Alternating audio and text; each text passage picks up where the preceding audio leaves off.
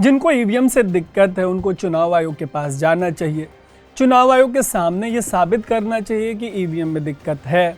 मैंने ज़मीनी स्तर पर बहुत सारे चुनाव कराए हैं। चुनाव से पहले पार्टियों से ईवीएम चेक करवाया जाता है, मॉक पोल कराया जाता है जिसमें पार्टियों के जो वर्कर्स हैं वो ईवीएम चेक करते हैं। इसी समय फॉर्म 17C भी चेक कराया जाता है। इसके ज़रिए साबित किया जाता है कि ईवीएम का जो बैलेट यूनिट या कंट्रोल यूनिट है वो ठीक से काम कर रहा है या नहीं कर रहा है। मुझे लगता है कि ईवीएम पर बेबुनियाद आरोप लगाए जा रहे हैं। अच्छा, ये मेरा ओपिनियन नहीं है, ये सारी बातें ममता बनर्जी की तृणमूल कांग्रेस के नेता अभिषेक बनर्जी ने कही हैं। अभिषेक बंगाल के डायमंड हार्बर से सांसद हैं, वो पार्टी के नेशनल जनरल सेक्रेटरी भी हैं। उन्हें ममता बनर्जी की उस तृणमूल कांग्रेस में राइट हैंड माना जाता है जो कांग्रेस के बाद इंडिया अलायंस का दूसरा सबसे बड़ा पार्टनर है। एक तरफ जहां इंडिया अलायंस में कांग्रेस, एनसीपी शरद पवार और शिवसेना उद्धव ठाकरे ईवीएम में झोल का मुद्दा उठा रहे हैं, वहीं दूसरी तरफ ममता की पार्टी ने न सिर्फ इस मुद्दे पर हाथ खड़े कर दिए हैं बल्कि कांग्रेस और बाकी की सहयोगी पार्टियों पर गंभीर सवाल भी खड़े कर दिए हैं। जो लोग ईवीएम पे सवाल उठा रहे हैं, अगर उनके पास कुछ है तो इलेक्शन कमीशन को जाके वो डेमो दिखानी चाहिए। ऐसा करने के मामले में तृणमूल कांग्रेस पहली पार्टी नहीं है। इसके पहले जम्मू कश्मीर के सीएम उमर अब्दुल्ला की पार्टी ने खुद उमर अब्दुल्ला ने भी खुले तौर पर यही बातें कही हैं, ऐसी सी बातें कही हैं। अब्दुल्ला ने क्या कहा है और इंडिया अलायंस में ईवीएम को लेकर कैसी फूट है, इस पर आगे बात करेंगे। पहले आपको बताते हैं कि अभिषेक बनर्जी ने इस मामले पर और क्या कुछ कहा है। अभिषेक का कहना है कि अगर किसी को लगता है कि ईवीएम हैक किया जा सकता है तो उसे चुनाव आयोग के पास एक टीम भेजकर इसको प्रूव करना चाहिए। उन्होंने कहा कि अगर कोई पार्टी ऐसा नहीं कर पा रही तो फिर कम से कम ईवीएम के खिलाफ आंदोलन तो छेड़ो। उनका मानना है कि इस मामले में बिना बात के राजनीति और बयानबाजी हो रही है जिसका कोई मतलब नहीं है। बनर्जी से पहले अब्दुल्ला ने भी ईवीएम के मामले में कांग्रेस को लताड़ लगाई। अब्दुल्ला का कहना है कि इसी ईवीएम से जब कांग्रेस को 100 से ज़्यादा सीटें मिली, जनरल इलेक्शन में 100 से ज़्यादा सांसद जीते लोकसभा में, तो वो इसका जश्न मना रहे थे, लेकिन जब वो हार जाते हैं तो ईवीएम को ब्लेम करने लगते हैं। ऐसा नहीं हो सकता कि जब ईवीएम आपके मन मुताबिक नतीजे दे तो आप इसको सेलिब्रेट करें, मन मुताबिक ना दे तो इसका विरोध करें। अपने सहयोगियों के ऐसे बयान पर कांग्रेस की तरफ से उनके लोकसभा सांसद मणिकम टैगोर ने पार्टी का पक्ष रखा है। लोकसभा में पार्टी के चीफ व्हिप हैं टैगोर। उन्होंने पार्टी का पक्ष रखते हुए दावा किया कि कांग्रेस ने कभी भी ईवीएम पर सवाल नहीं उठाए। टैगोर ने उल्टे ईवीएम पर सवाल उठाने का ठीकरा समाजवादी पार्टी, एनसीपी शरद पवार और शिवसेना उद्धव ठाकरे पर फोड़ दिया। उन्होंने दावा किया कि इस मामले पर कांग्रेस की वर्किंग कमेटी ने जो रेजोल्यूशन पास किया उसमें सिर्फ चुनाव आयोग का जिक्र है, ईवीएम की कोई चर्चा नहीं है।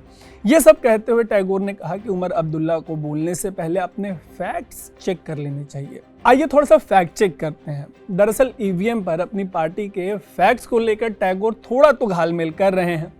किसी भी चुनाव में मिली हार के बाद ऐसा नहीं हुआ कि कांग्रेस ने ईवीएम पर सवाल ना उठाए हों। हरियाणा और महाराष्ट्र चुनाव में मिली हार के बाद भी पार्टी ने चुनाव आयोग को ईवीएम से जुड़ी शिकायतें दी थी।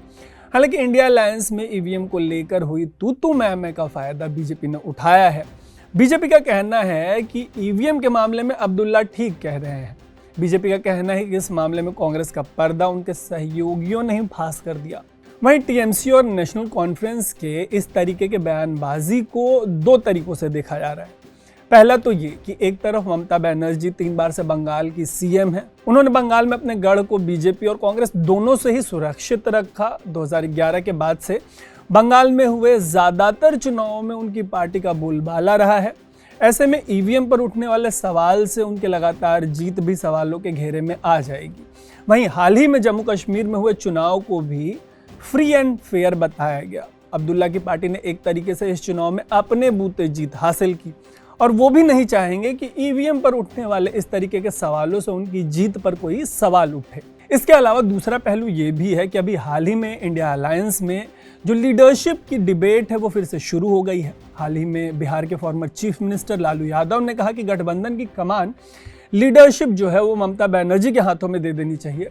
टीएमसी का भी यही मानना है कि कांग्रेस की जगह ये अलायंस ममता लीड करे। इस तरीके की जो डिमांड्स हैं उसके पीछे अभी हाल ही में 2 स्टेट्स में इलेक्शन हुए, हरियाणा और महाराष्ट्र।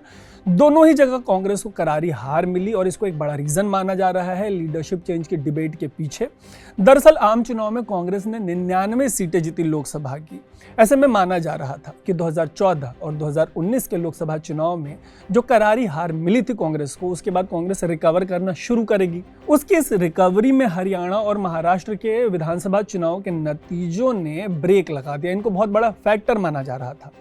हरियाणा में तो फिर भी कांग्रेस को सम्मानजनक हार मिली, लेकिन महाराष्ट्र में पार्टी का लगभग सूपड़ा साफ हो गया। ऐसे में पार्टी के सहयोगियों ने कांग्रेस पर चढ़ाई करनी शुरू कर दी है। वैसे भी टीएमसी से लेकर समाजवादी पार्टी हो, एनसीपी हो, शिवसेना हो, कांग्रेस के ये तमाम जो अलायंस पार्टनर हैं वो एक समय कांग्रेस के ही कॉस्ट पर सत्ता में आने में सफल हुए और वो नहीं चाहेंगे कि कांग्रेस किसी भी सिचुएशन में इतनी मजबूत हो जाए कि वापस से इन पार्टियों का स्पेस खाने लग जाए। ऐसे में आने वाले दिनों में हो सकता है कि इंडिया अलायंस में और दरार देखने को मिले। वैसे भी इस गठबंधन के ठीक से बनने के पहले ही नीतीश कुमार इसको छोड़कर चले गए थे। ये तब हुआ था जबकि नीतीश को इस गठबंधन का जनक माना जाता है, जनकों में से एक तो कम से कम माना ही जाता है। इस गठबंधन का आइडिया देते हुए जब नीतीश कुमार ने कहा था कि अगर उनकी बात मान ली जाती है, लोकसभा चुनाव से पहले कहा था, तो उनका कहना था कि बीजेपी को 100 सीटों से नीचे रोका जा सकता है। तब सब उन पर हंस रहे थे, क्योंकि ये किसी को नहीं लगता था कि 400 पार के नारे वाली बीजेपी 272 का जो बहुमत का आंकड़ा होता है जनरल इलेक्शन के बाद जब रिजल्ट्स आएंगे तो इसके भी नीचे चली जाएगी। हालांकि 4 जुलाई को आए नतीजों के बाद आप नीतीश के इस बयान को वापस से गौर से देखेंगे, सुनेंगे, तो हो सकता है कि आपको लगे कि अगर नीतीश को गंभीरता से लिया गया होता तो हो सकता है कि 2024 के आम चुनाव की तस्वीर कुछ और हो सकती है। कम से कम रेट्रोस्पेक्ट में इस बयान पे हम पॉन्डर कर सकते हैं। इस ऑब्जर्वेशन के बाद एक बात यह है कि इंडिया गठबंधन का जो फ्यूचर है उसका तो पता नहीं है, लेकिन फिलहाल नीतीश के साथ बीजेपी और बीजेपी के साथ नीतीश कुमार का भविष्य ठीक ठाक सिक्योर दिखाई दे रहा है।